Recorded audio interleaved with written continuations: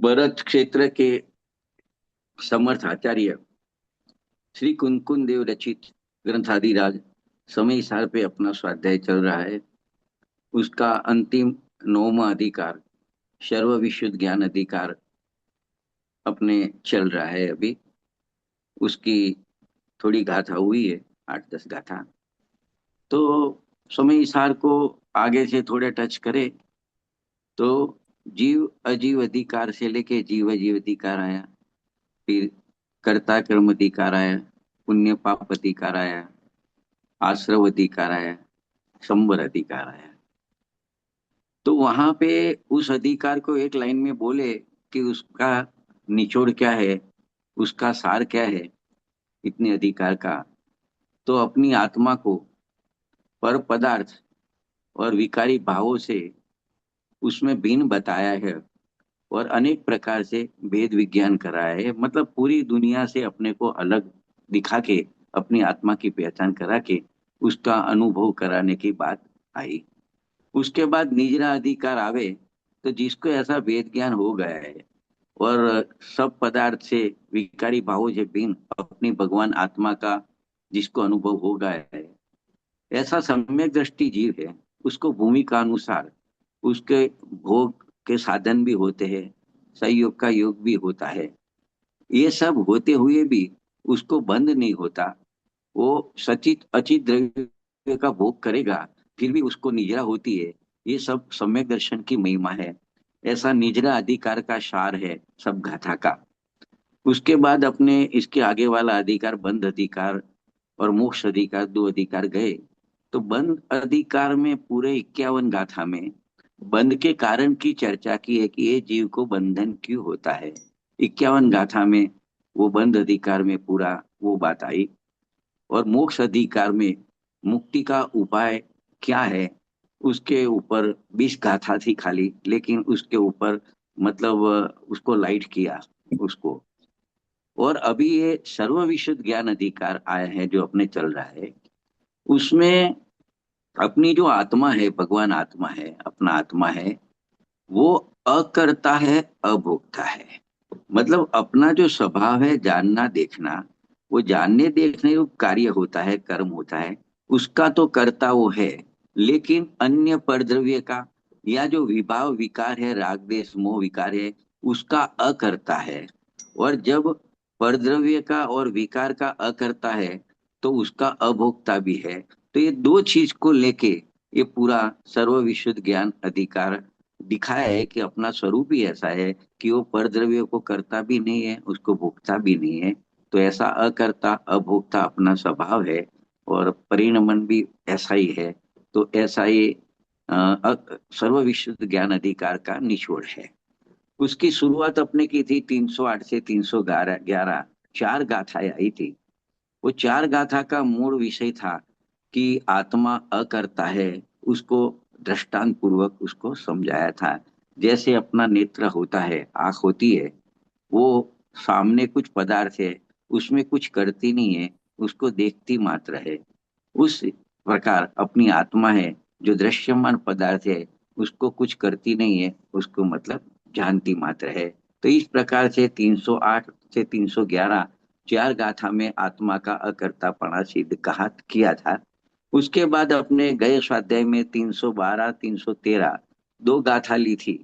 तो वो दो गाथा में ऐसा बताया था कि आत्मा अकर्ता है, फिर भी उसको बंध होता है। क्योंकि जब वो पर कर्ता बनता है तो बंद होता है। जैसे पर के साथ एकत्व करता है, ममत्व करता है तो बंद होता है। जीव जीव अधिकार में ये बताया था। कर्ता कर्म अधिकार में ये बताया था, परद्रव्य का कर्ता मानता है अपने को तो बंद होता है। तो 308 से 311 में आत्मा अकर्ता है, उसको दृष्टांत से सिद्ध किया, सिद्धांत दे के सिद्ध किया। तो फिर प्रश्न हुआ कि उसको फिर कर्म का बंधन क्यों है, संसार क्यों खड़ा होता है। तो उसका खुलासा 312 313 दो गाथा में कहा था कि आत्मा और जो कर्म प्रकृति है, मतलब कर्म वगैरह है, ज्ञानावरणादि 8 कर्म, दोनों के बीच में कर्ता कर्म भाव का तो अभाव है। फिर भी दोनों में परस्पर निमित्त निमित्तिक भाव देखने में आता है। और निमित्त निमित्तिक भाव से बंध भी होता है, और ये बंद होता है तो संसार भी है। तो इस प्रकार से कर्ता कर्म का व्यवहार मात्र है, कर्ता कर्म पना जीव और कर्म प्रकृति के बीच में नहीं है। वो 312 और 313 में दो गाथा में बात आई थी। फिर 314 और 315 दो गाथा और भी चली थी गए स्वाध्याय में। उसमें ऐसा कब तक चलेगा, निमित निमित्तिक भाव से बंद कब तक होएगा, ये संसार का परिभ्रमण कब तक रहेगा। तो ये 314 315 में कहा था कि ये आत्मा जब तक स्व और पर के लक्षण को भिन्न भिन्न नहीं जानता है, तब तक उसको अज्ञान है, मतलब वेद ज्ञान का अभाव है। तो वेद ज्ञान के अभाव में मतलब उसको कर्ता कर्म प्रकृति की जो क्रिया है उसका उदय है, उसको वो अपना समझता है और अपना समझ के जीव परिणमन करता है। वो सबसे बड़ी उसकी गलती है कि पर के परिणमन को अपना परिणमन मानना। तो ऐसा उसकी गलती है। तो वो जीव मिथ्या दृष्टि है, अज्ञानी है और असंयमी इस प्रकार से होके और वो करता होता है अपनी मान्यता में और कर्म का बंध करता है। लेकिन वो 314 में कहा था, 315 में कहा कि जब उसको वेद ज्ञान होता है तो मिथ अज्ञान असंयम अ, और मिथ्यात्व का अभाव होके सम्यक दर्शन सम्यक ज्ञान सम्यक चारित्र की प्राप्ति होती है। क्योंकि वो पर द्रव्य को पर जानता है, स्व को स्व जानता है, पर को पर जानता है। तो पर के परिणमन को भी अपना परिणमन नहीं जानता, नहीं मानता। इसके लिए वो पर का कर्ता नहीं होता है अपनी मान्यता में, तो उसको बंध भी नहीं होता। तो जो परिणमन हो रहा है पर द्रव्य का, पूरी दुनिया का, विश्व का, उसका मात्र ज्ञाता दृष्टा रहता है। तो इस प्रकार से भी यही बात निकलती है कि वास्तव में तो स्वभाव से देखा जाए तो आत्मा पर द्रव्य का परिणमन करता ही नहीं है, तो वो अकर्ता है। उतनी बात अपनी यहाँ तक ये सर्व विशुद्ध ज्ञान अधिकार में अपनी चली है। अभी आज अपने अकर्ता का प्रोग्राम पूरा हो गया 308 से 315 में, कि आत्मा अकर्ता है, वो वाला चैप्टर क्लियर हो गया है। अभी जो तीन गाथा चलेगी 316 317 318, उसमें आत्मा अभोक्ता है, वो बात चलेगी। तो उसमें भी ज्ञानी अज्ञानी दोनों की बात करेंगे।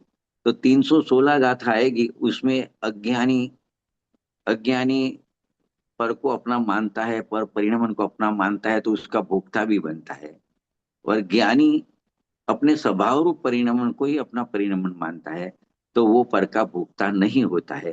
तो 316 में दोनों की बात समूह रूप से की। फिर 317 गाथा वापिस अज्ञानी के लिए बताई कि उस किस विधि से ऊपर का भोक्ता बनता है, क्यों बनता है, ये सब बातें की। और 318 में वापिस ज्ञानी की बात की कि वो क्यों पर का भोक्ता नहीं बनता है, उसका क्या कारण है। ये दो इस प्रकार से तीन गाथा है, बात एक की एक है। पहले ज्ञानी और अज्ञानी की समूह रूप से 316 में बात की। फिर दोनों को अलग अलग समझाया, 317 में अज्ञानी को समझाया, अज्ञानी की मान्यता को, और 318 में ज्ञानी की बात समझाई। तो इस प्रकार से ये तीन गाथा आज चलेगी। अभी अकर्ता है वो बात खत्म हो गई, अभी अभोक्ता है। ज्ञानी या आत्मा स्वभाव से अभोक्ता है, अज्ञानी अपने अज्ञान से भोक्ता बनता है पर का। तो वो बात अभी चलेगी। तो उसको थोड़ा आगे जाते हैं अपने अभी मूल ग्रंथ में। देखे तो मैंने पेज भेजे है, उसमें 462 नंबर का अपना पेज है। उसमें नीचे 316 गाथा लिखी लिखी है। उसके ऊपर एक काव्य लिखा है अमृत चंद्र आचार्य देव का। तो श्लोक नहीं पढ़ते हैं, श्लोकार्थ लिखा है। आपके सामने वो ग्रंथ भी होगा। तो क्या मैं बोल रहा हूँ, कहाँ से बोल रहा हूँ, वो भी थोड़ा आपको भी अनुसंधान ज्यादा बनेगा। तो देखो, ये मूल गाथा लिखी है हिंदी, उसके ऊपर श्लोकार्थ लिखा है, उसके ऊपर दो लाइन लिखी है। मतलब श्लोक में क्या कहना है उसकी सूचना लिखी हुई है। तो देखो, श्लोक 316 गाथा की सूचना के लिए, और 316 में जो कहना है उसको ये दो लाइन में कहा है, एक लाइन में कि इस प्रकार भोक्तृत्व भी आत्मा का स्वभाव नहीं है। इस प्रकार यानी जैसे 315 गाथा तक नक्की किया कि कर्तृत्व आत्मा का स्वभाव नहीं है, उसी प्रकार भोक्तृत्व भी आत्मा का स्वभाव नहीं है। इस अर्थ का आगामी गाथा का सूचक श्लोक कहते हैं। तो ये श्लोक कहा अमृतचंद्र आचार्य ने कि आगे की गाथा में क्या आने वाला है। तो श्लोकार्थ में इस प्रकार से श्लोकार्थ है। इसमें दो बात है, सूचना भी दी है और कुछ टिप भी दी है अमृतचंद्र आचार्य देव ने कि देखो, कर्तृत्व की भांति भोक्तृत्व भी इस चैतन्य आत्मा का स्वभाव नहीं कहा है। भगवान ने तो नहीं कहा है, आचार्य देव ने तो नहीं कहा है। तो क्या है कि वह अज्ञान से ही भोक्ता बनता है। वो पर को पहले अपना मानता है, तो पर का परिणमन को भी अपना मानता है। तो फिर पर को मैं भोगता हूँ ऐसा भी मान रहा है, तो उसका अज्ञान है। तो अज्ञान से ही अज्ञानी भोक्ता बनता है। अज्ञान का अभाव होने पर वह अभोक्ता ही है। जब अज्ञान दूर हो जाता है तो पता चलती है तो खरेखर पर मेरा है ही नहीं। मैं पर का कुछ कर भी नहीं सकता हूँ और पर को मैं भोग भी नहीं सकता हूँ। मैं जो कुछ भी भोग रहा हूँ और भोग रहा था वो मेरे ही पर्यायों को, मेरे परिणमन को ही कर रहा था, मेरे परिणमन को ही भोग रहा था। असली में पर को तो मैंने आज तक हाथ नहीं लगाया है, उसको टच भी नहीं किया है। तो इस प्रकार की सूचना दी। वही बात कुंत कुन आचार्य देव कहने वाले हैं। तो 316 गाथा के ऊपर लिखा, अब इसी अर्थ को गाथा द्वारा कहते हैं, ऐसा सूचना अमृत चंद्र आचार्य देते हैं। तो क्या कहा कुनकुन आचार्य देव ने, तो उसकी गाथा मैं पढ़ रहा हूँ। अज्ञानी स्थित प्रकृति स्वभावसु कर्म फल को वेदता। अरु ज्ञानी तो जाने उदयगत कर्म फल नहीं भोगता। देखो, पहली लाइन में कहा अज्ञानी स्थित प्रकृति स्वभावसु कर्म फल को वेदता। मतलब अज्ञानी को अपना स्वभाव की पता नहीं है, स्वभाव का अनुभव नहीं है, उसका लक्ष्य भी नहीं है स्वभाव के, उसका लक्ष्य पर की तरफ ही है। तो जब प्रकृति स्वभाव यानी प्रकृति यानी कर्म के उदय में जो जो संयोग वगैरह होते हैं, जो विकार सब होता है, वही उसका लक्ष्य है। तो उसको कहते हैं वो कर्म फल को अज्ञानी भोगता है, क्योंकि वो उसमें ही स्थित है। उसका लक्ष्य उधर ही है, अपने स्वभाव पे तो लक्ष्य भी नहीं है, अनुभव का तो प्रश्न नहीं है। तो पहली लाइन में कहा अज्ञानी स्थित, कहा प्रकृति स्वभाव में। तो क्या करता है, जो प्रकृति का उदय आता है कर्म का, और जो उसको दिखता है उसको अपना मान के उसका कर्ता बन के उसको भोग रहा है। ये पहली लाइन में कहा कुनकुन आचार्य ने। दूसरी लाइन में कहा अरु ज्ञानी तो जाने उदयगत कर्म फल नहीं भोगता। ज्ञानी को भी कर्म बंधे हुए हैं, सत्ता में पड़े, वो भी उदय में आते हैं, उसका भी फल तो मिलता है, मतलब कुछ ना कुछ आता है। तो क्या कहते हैं कि ज्ञानी तो कर्म के उदय का जो फल आता है उसको मात्र जानता है, उसको अपना नहीं मानता है, उसका कर्ता नहीं बनता है, तो उसको भोगता भी नहीं है। तो इस प्रकार से अमृतचंद्र कुनकुन आचार्य देव ने गाथा कही। अभी उसका एक पोस्टर है, मतलब अपने थोड़े एक चित्र के माध्यम से अपने उसको पढ़ रहे हैं। अभी जो आया था ना एक पोस्टर 316 गाथा का,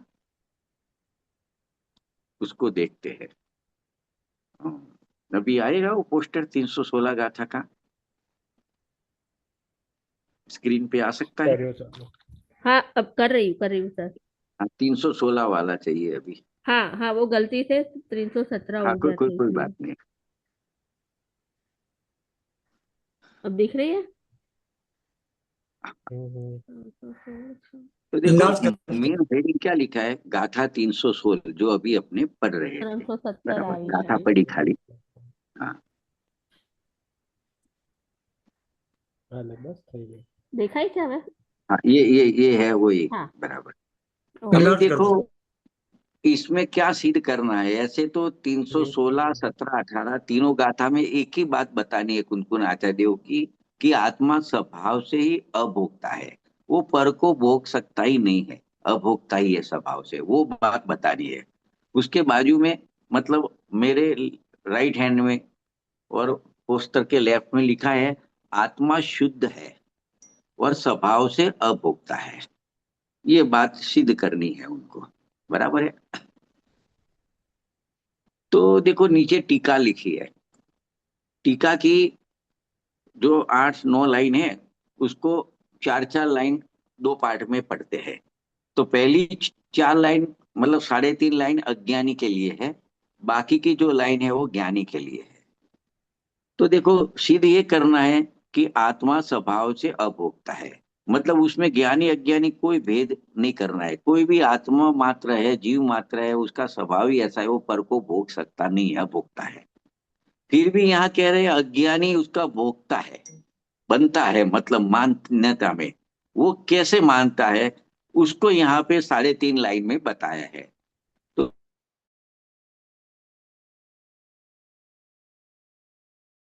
ये शुद्ध ज्ञान के अभाव के कारण, मतलब जो अज्ञानी होता है उसका अज्ञान ही यही है कि वो अपनी आत्मा को नहीं जानता, अपनी आत्मा को नहीं पहचान, दुनिया पर का ढापन उसके पास पड़ा है, होशियारी पड़ी है। एक लाइन आती है कि सब कुछ सीखा हमने, न सीखी होशियारी। जब तक वो अपने को नहीं जानता है, अपने असली स्वभाव को नहीं जानता, तब तक उसने कुछ नहीं जाना। और अपने स्वभाव को जान लिया तो उसने सब कुछ जान लिया। क्योंकि स्वभाव को जानने से पहले तो ज्ञान है, वो सम्यक होता है, सतरूप होता है। और वो सम्यक ज्ञान है, वो पूर्ण होके केवल ज्ञान हो जाता है। तो सब कुछ उसके ज्ञान में जैसा है वैसा जानने में आ जाता है।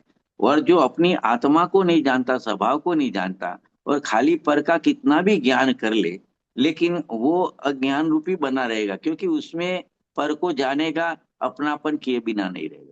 अपनापन जहाँ आता है वहां एक कर्तृत्व बुद्धि खड़ी होती है, और जहाँ कर्तृत्व बुद्धि खड़ी होती है वहां भोक्तृत्व बुद्धि खड़ी हो जाती है। तो अज्ञानी का ये प्रॉब्लम है कि अपने शुद्ध आत्मा का उसको ज्ञान नहीं है। तो अपने शुद्ध आत्मा के ज्ञान के अभाव के कारण स्व पर के एकत्व दर्शन से, मतलब उसको ऐसा पता है मैं आत्मा हूं और ये शरीर है, कर्म है, राग है, ऐसा जानता है, लेकिन एकत्व दर्शन करता है, मतलब दोनों को एक रूप देखता है। तो एकत्व दर्शन है, वो सबसे बड़ी गलती हो गई। क्योंकि वो स्व पर को नहीं जानता है, एक देखता है तो एकत्व दर्शन करता है। और स्व पर की एकत्व परिणति से, मतलब एक मान के परिणमन कर रहा है। जैसे मैं जान भी रहा हूं और शरीर का भी काम कर रहा हूं, मैं जान भी रहा हूं और ज्ञानावरण 8 कर्म को बांध भी रहा हूं, मैं जान भी रहा हूं और व्यापार धंधा कर भी रहा हूं। मतलब पर की क्रिया है, अजीव की क्रिया है, पुद्गल की क्रिया है, वह भी मैं कर रहा हूं। उसको कहते हैं एकत्व परिणति है। तो इस प्रकार से एकत्व दर्शन, उसको स्व और पर का ज्ञान नहीं है, तो वो अज्ञान है। फिर एकत्व दर्शन करता है और एकत्व परिणति करता है, और प्रकृति के स्वभाव में स्थित रहता है। अपने आत्मा का स्वभाव का तो भान नहीं है, तो वहां आने का प्रश्न नहीं है। जो जो दिखता है वो सब प्रकृति का स्वभाव है, कर्म के उदय का फल दिख रहा है। ये शरीर मिला वो भी कर्म के उदय से मिला है। ये दुकान, मकान, रुपया, पैसा, स्त्री, पुत्र, परिवार जो भी अपने पास सहयोग में आया हो, कर्म के उदय में आए। तो उसको ऐसा कहेंगे कि प्रकृति के स्वभाव में स्थित रहता है। जो प्रकृति के उदय में मिला है उसको ही अपना मान रहा है। तो उसमें अहमपना किए बिना नहीं रहता। वो जिसको देखेगा ना ज्ञान होगा, उसमें अहमपना, क्योंकि श्रद्धा नाम का गुण है आत्मा में। श्रद्धा का काम अहमपना करना है। वो अपनी स्वभाव को नहीं जानता है, तो स्वभाव में तो अहमपना नहीं करेगा। तो स्वभाव के अलावा जितने भी पदार्थ है उसमें वो अहमपना करेगा। तो अहमपने रूप से पर का अनुभव करता है। तो इसके लिए उसको ही भोगता है, मतलब कर्म फल को ही अहमपना करके उसको भोगता है। ये अज्ञानी की बात होगी। ज्ञानी के लिए अलग है। ज्ञानी पहले तो उसको अपने शुद्धात्मा का ज्ञान है, इसके लिए नीचे लिखा है 4 लाइन में। और ज्ञानी तो शुद्धात्मा के ज्ञान के सद्भाव के कारण स्व पर के विभाग ज्ञान से, मतलब भिन्न स्व, स्व है पर है, ऐसा विभाग ज्ञान से, स्व पर के विभाग दर्शन से और स्व पर की विभाग परिणति से प्रकृति स्वभाव से निवृत्ति हो गई है। मतलब कर्म के उदय में जो जो संयोग आदि मिलते हैं, जो जो विकार राग होता है, उससे वो दूर रहता है कि ये मेरा स्वरूप नहीं है, मैं उससे भिन्न हूँ, जानने देखने वाला। ऐसी उसकी परिणति हो गई है, ऐसा उसका ज्ञान हो गया है, ऐसी उसकी दृष्टि बन गई है। तो वो अपने शुद्ध आत्मा को एक शुद्ध आत्मा में ही अहम रूप से अनुभव करता है, क्योंकि अपनी आत्मा को ही अपना मानता है, उसके अलावा दूसरी कोई चीज को, कोई पदार्थ को, कोई विकार को अपना नहीं मानता है। तो उसका अहमपना भी अपनी आत्मा में आ जाता है। तो वो अपनी आत्मा को अहमपने से अनुभव करता है। तो फिर बाहर में जो कर्म का उदय आता है, उसको ज्ञेय बना के उसका ज्ञाता मात्र रहता है, ज्ञाता दृष्टा बना रहता है। उसमें अहमपने रूप से अनुभव उसको आता नहीं है, तो उसका भोक्ता भी नहीं है। तो 316 गाथा में अमृतचंद्र आचार्य जी ने थोड़ा स्पष्टीकरण इस प्रकार से किया। अभी देखो एक भावार्थ लिखा है, दूसरा पोस्टर है ना अभी, इसके बाद वाला। इसमें देखो, पहले अज्ञानी की बात की है। हाँ हाँ, ये पोस्टर आया है, देखो। ये भी नहीं है, समग्र सार वाला है ना, ये नहीं है। ये नहीं ना, दूसरा करो ना, वो अज्ञानी वाला जो है वो करना है ना। वो भावार्थ और समग्र सार लिखा है ना, वो वाला पोस्टर है। मतलब बहुत शॉर्ट करके सरल शब्दों में लिखा है, वही बात, बात एक ही बतानी है।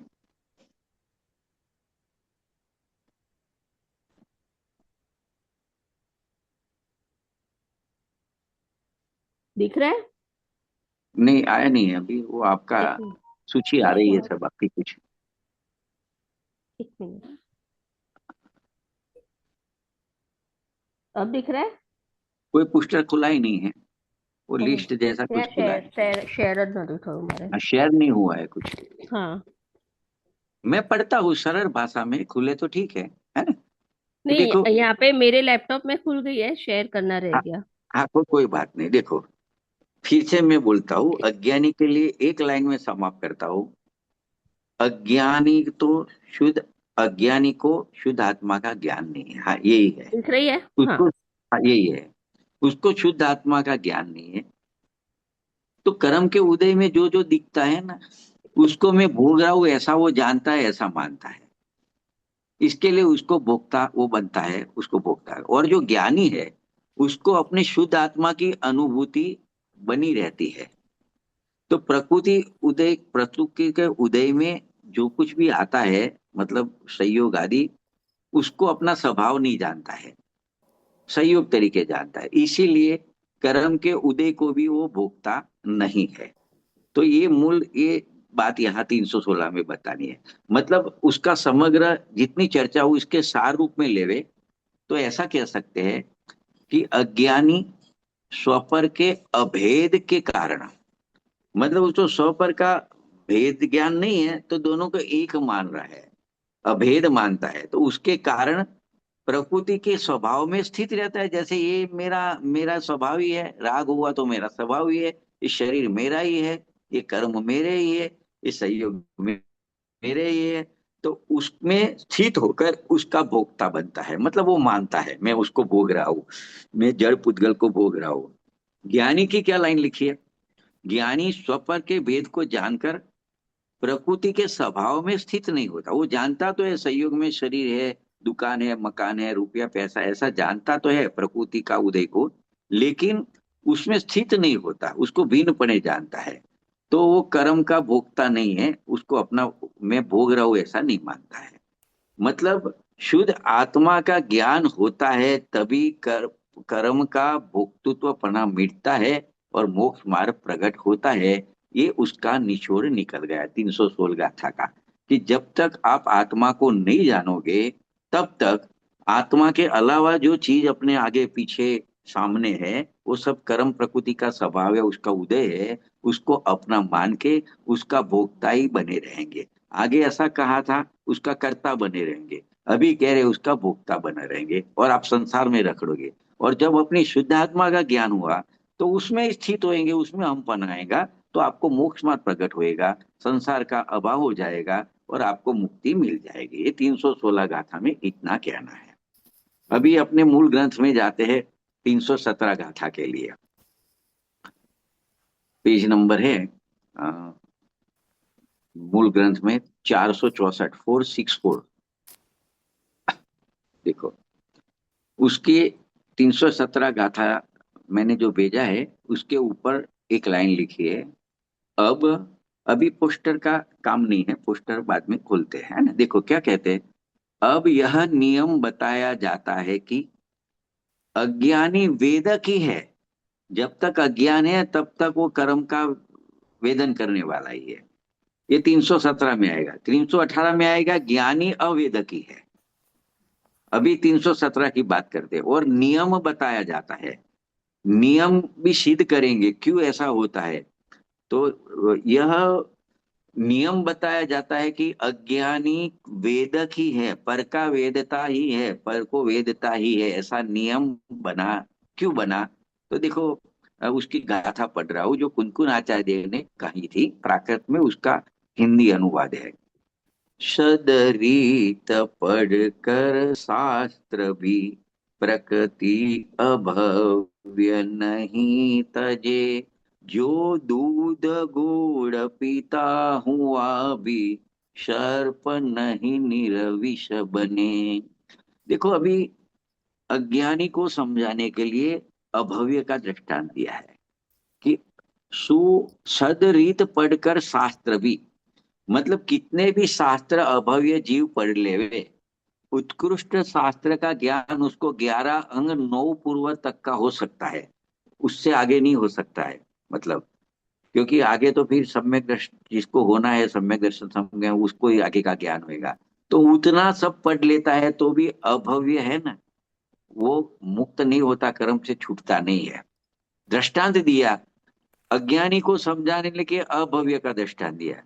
अभव्य को समझाने के लिए सर्प का दृष्टांत दिया है कि जैसे विषीला सर्प है, उसको कितना भी दूध पिलाओ, गुड़ खिलाओ, कुछ भी करो, लेकिन वो अपना स्वयं तो विष नहीं छोड़ता। लेकिन मीठी चीज पीना पिलाओ तो भी वो अपना विष नहीं छोड़ता है। वैसे अज्ञानी, अरे ऐसे अभव्य कितने भी शास्त्र पढ़ ले, वो कभी भी सम्यक ज्ञान को, आत्मज्ञान को प्राप्त नहीं करता।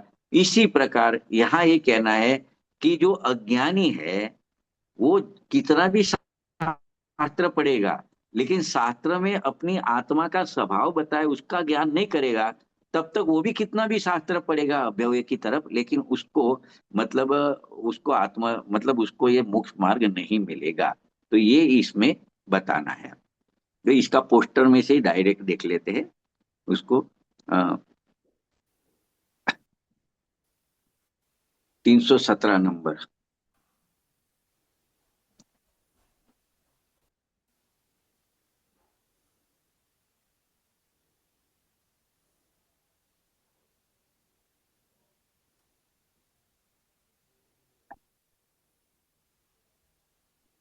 तो देखो 317 नंबर में इतना ही तय करना है कि एक नियम बनाया कि अज्ञानी कर्म फल का भोगता ही है। मतलब जब तक वो अपनी आत्मा को नहीं जानता तब तक उसका अज्ञान दूर नहीं होता। और जब तक अज्ञान नहीं दूर नहीं होता तब तक वो परद्रव्य का भोगता ही मान्यता में बना रहता है। तो देखो यहाँ अभव्य का उदाहरण दिया है। जैसे अभव्य का स्वभाव, मतलब यह स्वभाव होता है कि वो द्रव्य शुद्ध का ज्ञान आदि बाह्य कारणों के मिलने पर भी शुद्ध आत्मा के ज्ञान के अभाव के कारण कर्मोदय को भोगने का स्वभाव को नहीं बदलता। तो देखो ये बाजू बताया है। एक दो शास्त्र लिखे है, कर्ण बताया है, मतलब ये फिर आंख बताइए, फिर दीवार, मतलब दीपक बताया है। मतलब दीपक का प्रकाश होवे, आंख से कुछ देखे जाने, कान से सुने जाने, शास्त्र में से पढ़ के जाने, या उसके आगे एक चित्र बताए, कोई न्यूज़पेपर, कहीं से भी कुछ भी ज्ञान करेगा, लेकिन वो अपनी आत्मा का ज्ञान नहीं करेगा। क्योंकि अभव्य को कभी अपनी आत्मा का ज्ञान, सम्यक ज्ञान होता ही नहीं है। तो इसके लिए वो तो संसार में ही रखड़ेगा, उसका भोक्ता बने रहेगा। तो ये उदाहरण से, एक ग्रीन कलर वाला पढ़ रहा हूं, इसीलिए इस उदाहरण से स्पष्ट हुआ कि शास्त्रों का ज्ञान आदि इत्यादि होने पर भी जब तक जीव के शुद्ध आत्मा का ज्ञान नहीं है, मतलब वहां अज्ञान बना है। और तब तक, जब तक अज्ञान बना है, तब तक वह नियम से कर्तव्य का भोगता ही होता है। मतलब निष्कर्ष में लिखा है जो चित्र में बताया है ना, शास्त्र, फिर ज्ञान को ही किसी प्रकार से ज्ञान करेगा, आंख से करेगा, कान के माध्यम से करेगा, शास्त्र के माध्यम से क्या, कुछ प्रकाश में ज्ञान करेगा, कुछ पढ़ेगा। तो ये साधन सब होने पर भी यदि शुद्ध आत्मा को नहीं जाना जाए, तो कर्म फल का भोक्ता ही बनना पड़ता है। मतलब वो पर का भोगता है, मतलब अज्ञान से भोगता है, तो उसको राग विकार होता है। और राग में तो आकुलता है का ही वेदन होता है, मतलब वो दुखी ही रहता है, संसार में परिभ्रमण करता रहता है। ये बताना है 317 गाथा में, क्योंकि ये अज्ञानी की गाथा है। 318 गाथा है वो ज्ञानी की है। तो वो पर का भोक्ता नहीं बनता है, तो आत्मा का भोक्ता है, तो आत्मा में तो ज्ञान के साथ आनंद है, तो वो अतीन्द्रिय आनंद का भोक्ता बनता है। तो मोक्ष मार्ग में आरूढ़ होके मुक्ति को प्राप्त होके अनंत सुख का भोक्ता बन जाता है। ये बात बतानी है 318 में।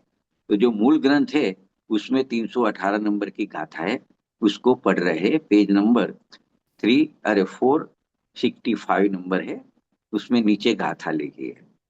देखो, अभी ज्ञानी के लिए नियम क्या है।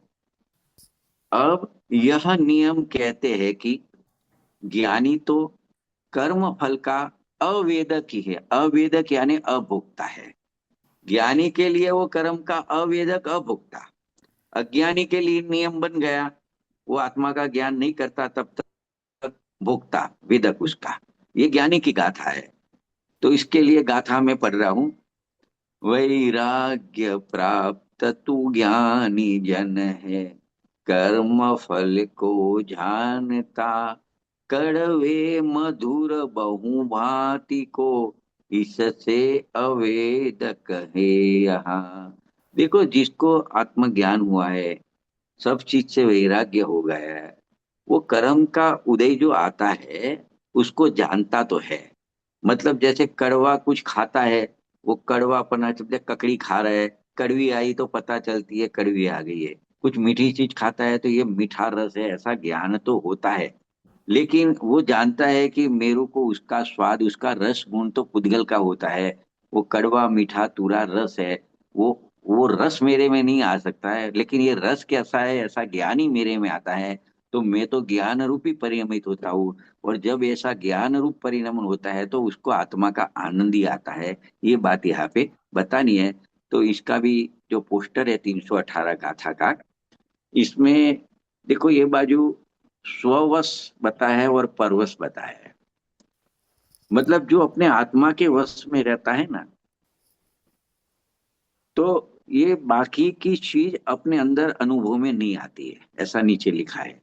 वह अपने वश में नहीं आता, वह यानी इस शरीर, जड़ पुद्गल, उसका रस स्पर्श गंध वर्ण वो अपने में नहीं आता।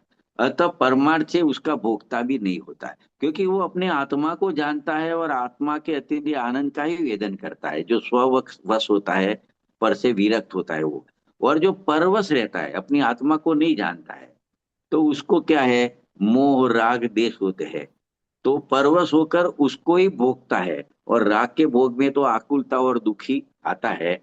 तो वो परमार्थ से, मतलब आत्मा के अतीन्द्रिय ज्ञान का भोक्ता नहीं है, उसका भोक्ता बनता है। वास्तव में तो उसका भोक्ता वो भी नहीं है, वो पर को अपना मान रहा है, उसका भोक्ता मान रहे, उसके लिए उसको दुख आकुलता भोगनी पड़ती है।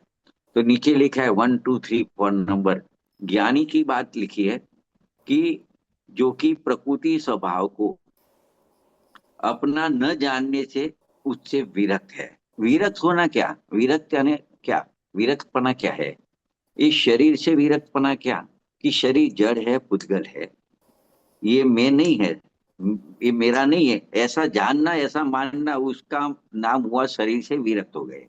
ऐसे जो रुपया पैसा गाड़ी बंगला है, वो मेरा नहीं है, वो मेरे में नहीं है, ऐसा जानना मानना, ऐसा अनुभव ना, उसका नाम ये सब भोग मिले, उससे मैं विरक्त हूँ। तो ज्ञानी प्रकृति स्वभाव को यानी कर्म के उदय में जो जो संयोग आते हैं उसको अपना नहीं मानता है, तो उससे वो विरक्त है। 2 नंबर, यह स्ववस्तु प्रकृति स्वभाव को नहीं भोगता। मतलब स्ववश नहीं भोगता है, એટલે जब आत्मा में लीन होता है तो आत्मा का आनंद ही आता है। और जब बाहर लक्ष्य आता है तो आनंद का वेदन तो रहता है। जैसे कल गुलाब जामुन खाया था, तो जब मुंह में रखा था तब तो प्रत्यक्ष वेदन था, लेकिन कल खाया था, मुंह धो लिया, आज तो दिन भी बदल गया, लेकिन उसका स्वाद प्रत्यक्ष जैसा कल था ऐसा नहीं है, लेकिन कैसा स्वाद था वो तो अंदर रहता है। तो ज्ञानी की परिणति हर समय ऐसी रहती है कि वो अपनी आत्मा का अतीन्द्रिय आनंद का रस चखा है। तो निर्विकल्प दशा में तो साक्षात्कार होता है, प्रत्यक्ष वेदन होता है, लेकिन जब सविकल्प दशा में भी आता है तो भी उसको उसका टेस्ट रहता है इस प्रकार से, मतलब श्रुति में धारणा में बना रहता है कि मेरा आत्मा का आनंद ऐसा है। तो वो भी कर्म के रस को यानी राग के विकार को, दुख को नहीं भोगता है। लेकिन जब परवश होता है, देखो 3 नंबर में लिखा है, उदय को बलवानता से, परवश होता हुआ अपनी निर्बलता से भोगता है। मतलब कर्म का उदय है, उसमें जुड़ना नहीं है, लेकिन स्वरूप में स्थिर नहीं रह सकता है। तो थोड़ा उसका जोड़ा आ जाता है, उसके साथ जुड़ जाता है, तो थोड़ी बहुत आकुलता दुख होता है। तो उसको कहेंगे कि परवश पने, क्योंकि वो अपना पुरुषार्थ चलता नहीं अंदर लीन स्थिर होने का। तो थोड़ा विकल्प आता है, राग आता है, तो राग का भोक्ता बनता है। नंबर 4, तो उसे परमार्थ से भोक्ता नहीं कहा जाता। जैसे किसी के ऊपर बलात्कार करके कुछ कार्य किया जाए, तो उसमें उसका कोई दोष नहीं है, क्योंकि वो परवश है, उसकी चलती नहीं है, उसकी शक्ति नहीं है। इसके लिए उसको न चाहते हुए भी कुछ कार्य करना पड़ता है। तो ऐसे ज्ञानी परमार्थ से तो उसका भोक्ता नहीं कहेगा, फिर भी स्वरूप में लीन नहीं रह सकता है, तो थोड़ा विषय भोग में उसका उपयोग जाता है, तो ऐसे भोगता हुआ दिखाई देता है। लेकिन उसमें उसको उसमें मजा नहीं आती, उसमें रहना नहीं है, उसमें रुचि नहीं है, उसमें रस नहीं है। उसको तो वहां से हटके अपने स्वरूप में जाना है, तो परमार्थ से उसको भोक्ता कहा जाता नहीं है। तो देखो इस प्रकार से अपने 3 गाथा चली, ज्ञानी और अज्ञानी की। 2 बात नक्की कही कि ज्ञानी तो, अरे अज्ञानी तो अज्ञान से परद्रव्य का भोगता ही है, मतलब आकुरता और दुख को भोगता ही है। और ज्ञानी है, उसको आत्मा का ज्ञान हुआ है, आत्मा का आनंद का वेदन है, तो वो परद्रव्य का भोगता नहीं है। ये 2 चीज नक्की की। उसको थोड़े अपने स्वामी जी की भाषा में थोड़े पढ़ रहे 316 गाथा को। उन्होंने कोई अलग प्रकार से मतलब उनकी एक अलग स्टाइल है, बहुत उनकी गहराई है उसके चिंतन में। तो उनके शब्दों में से काफी गहराई मिलती है। वो मैंने शेयर नहीं किया है, मैं पढ़ रहा हूँ कि देखो, ये जो पुण्य पाप के जो भाव होते हैं, मतलब कभी अपने को शास्त्र स्वाध्याय पढ़ने का भाव होता है, तो कुछ मंदिर जाने का भाव होता है, देव शास्त्र गुरु को नमस्कार करने का भाव होता है, वो पुण्य का भाव है। और जो व्यापार धंधे में घर गृहस्थी में फंसे रहते हैं, वो पाप का भाव है। जो कुछ भी भाव आते हैं उसको आत्मा का स्वभाव नहीं कहेंगे, क्योंकि आत्मा में तो ज्ञान के अलावा कुछ है ही नहीं है। अगर आत्मा का परिणमन होया तो जानने देखने रूपी परिणमन होएगा, लेकिन ये राग जो शुभ अशुभ राग है, वो प्रकृति का स्वभाव है। तो पहले प्रकृति के स्वभाव को बताया गांधी स्वामी ने कि वो प्रकृति का स्वभाव है। अज्ञानी की क्या गलती है? अज्ञानी कर्म प्रकृति के स्वभाव में रचा पचा रहता है। मतलब वो क्या करेगा, या तो शुभ भाव करेगा या अशुभ भाव करेगा, या शुभ भाव करेगा या अशुभ भाव करेगा। तो वो उसमें ही रचा पचा रहता है। वो अपनी आत्मा की आश्रय लेके अनुभव करके शुद्ध भाव में आता ही नहीं है अज्ञानी। तो वो जो शुभ अशुभ भाव में रचा पचा रहता है, जो कर्म प्रकृति का स्वभाव है, तो उसका ही अपने पने से अनुभव करता है कि मेरा यही काम है कि अशुभ राग और शुभ राग करना, दिन रात शुभाशुभ भावों में मेरा व्यापार चला करता। अज्ञानी का तो यही मान रहा है। तो वो कर्म मल का ही वेदन करता है, कर्म मल को ही यानी आकुलता दुख को ही भोगता है। ये अज्ञानी की बात की। और ज्ञानी है, यानी जो भेद ज्ञानी है, जो आत्मा के स्वभाव को जानता है, आत्मा के ज्ञान आनंद स्वभाव को जानता है, और जो राग विकार है वो कर्म प्रकृति का स्वभाव है, उसको जानता है, ऐसा भिन्न भिन्न जानता है, ऐसा आत्म अनुभवी जीव है। वो अपने ज्ञान स्वभाव से अभिन्न बना रहता है कि ये जो जानना जानना जानना हो रहा है वो मेरा स्वभाव है, उसके साथ एकता करता है। और जो राग आदि आते हैं उसको भी, लेकिन उससे अपने को भिन्न अनुभव करता है। तो ये ज्ञानी और अज्ञानी की सोच में बहुत बड़ा फर्क है। मतलब अपने हमारे गुजराती में कहते हैं उगमना आठवना जितना फर्क है। मतलब वो दृष्टांत है, लंबा हो जाएगा, उसमें नहीं जाते हैं। तो देखो, मतलब क्या कहते हैं कि जो कर्म फल को जानता ही है, उस, वो वेदता नहीं है। और अज्ञानी कर्म फल को जानता नहीं है, उसको अपना मान के उसका कर्ता बनता है, तो वो उसको भोगता है।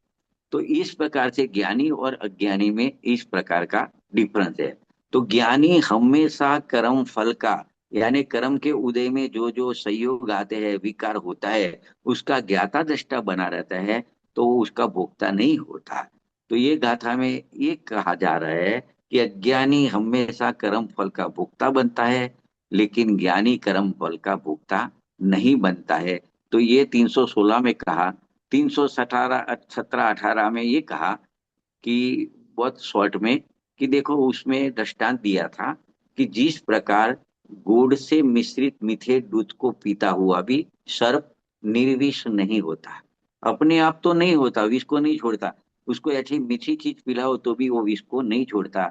इसी प्रकार बलि भ्रांति अध्ययन करने पर भी अभव्य जीव प्रकृति स्वभाव को नहीं छोड़ता है। ऐसे अज्ञानी जब तक आत्मा को नहीं जानता, तब तक वो कर्म का भोक्ता बना रहता है। तो यहाँ अभव्य का दृष्टांत देके ये कहा है कि भव्य जीव भी होवे। अभव्य की बात तो छोड़ो, उसको तो कभी आत्मा अनुभव और आत्मा का आनंद आने वाला ही नहीं है, क्योंकि उसको कभी सम्यक दर्शन ज्ञान चारित्र होएगा भी नहीं। लेकिन भव्य जीव है, जिसकी योग्यता पड़ी है मोक्ष मार्ग प्रकट करने की, वो भी अनेक शास्त्र को पढ़ता है। लेकिन शास्त्र पढ़कर शास्त्र में जो शुद्धात्मा की बात कही है, अपना स्वभाव बताया है, वो स्वभाव का ग्रहण नहीं करता है, आश्रय नहीं लेता है, तब तक वो अज्ञानी बना रहता है। और अज्ञानी है तो पर को अपना मान के उसका भोक्ता ही बना रहता है। तो इस प्रकार से अज्ञानी की बात कही 317 में। और 318 में देखे तो इस प्रकार से बात है कि ज्ञानी स्वयमेव तो कर्म के उदय को नहीं भोगता। मतलब उसको कर्म के उदय में उसके फल में भोगने की रुचि तो नहीं है। लेकिन जब अपना पुरुषार्थ कमजोर रहता है, स्वरूप में लीन स्थिर होने का, अपने स्वभाव का अनुभव तो कर दिया है। दो चीज करनी पड़ती है मोक्ष मार्ग और मोक्ष के लिए। सबसे पहले अपने स्वभाव को जानना मानना पड़ता है, जैसा है वैसा। तो उसको कहते हैं ज्ञान श्रद्धान हुआ अपने आत्मा का। तो एक काम तो सबसे पहले ये करना पड़ता है। तो वो काम तो ज्ञानी ने कर दिया है। लेकिन अभी उसकी मजबूरी क्या है कि अभी दूसरा काम करना है, कि अपने स्वभाव को जो जाना ना, ज्ञान सद्दान में लिया, उसमें लीन स्थिर होना है। लेकिन इतना पुरुषार्थ नहीं हो सकता उससे।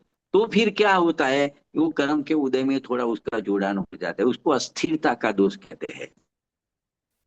ज्ञान सद्दान का दोष है। ज्ञान का श्रद्धा,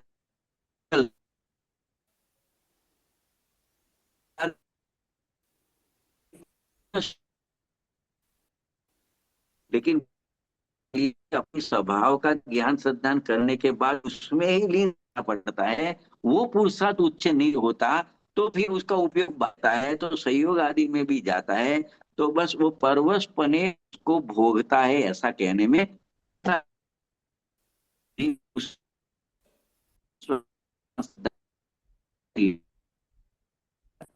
तो ये कहते हैं ज्ञान संधान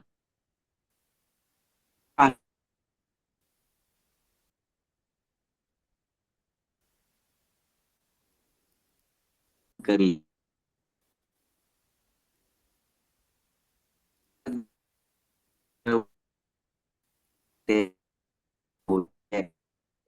दिखते तो, लेकिन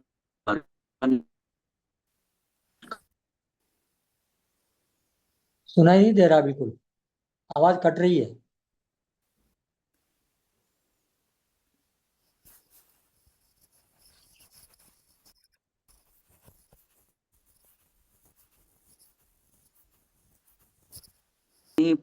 स्वभाव को नहीं जानता है, तो कर्म के उदय को ही अपना मान के उसको वो भोक्ता बना रहता है, और ज्ञानी स्वभाव को जानता है तो वो परद्रव्य का भोक्ता नहीं है। तो ये तीन बातें तीन गाथा में यहाँ पे अपने की। तो इस प्रकार से अपना ये 316, 317, 318, तो आत्मा अभोक्ता है, वो बात यहाँ पे सिद्ध की। स्वभाव से तो अभोक्ता है, अज्ञानवश भोक्ता है, वो बात अलग है। तो पहले 308 से 315 गाथा में आत्मा अकर्ता है परद्रव्य का। फिर 316 से 318 में अभोक्ता है। तो फिर अभी प्रश्न आएगा, तो क्या करता है? न करता है पर का, न भोगता है, तो क्या करता है?